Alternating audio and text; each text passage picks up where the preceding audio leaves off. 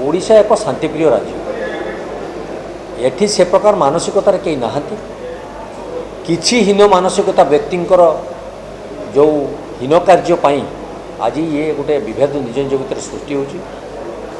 एठी अधिष्ठाता देवता होउचंती जगन्नाथ महाप्रभु तांको आशीर्वाद रु कौनसी केबे भी एठी अघटन घटिबो नाही बा कौनसी समस्या सृष्टि हेले आमे समस्ते ताको मिलित भाव समाधान कर दे परिबा। तेणु से प्रकार नजीर एठी नाही बा से प्रकार आशंका करिबा ठीक नहीं। एकदम जी ए प्रकार दोष करिवो से जो दलर लोक होंतु ना कहीं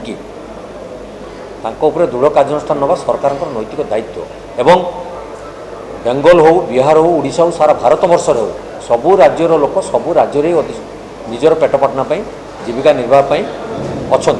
तेणु जदि आम ए प्रकार विभ्रांत करी कार्यक्रम करवा तेबे हुए तो समस्त गोटे नकारात्मक प्रभाव पकेब और समस्त व्यथित।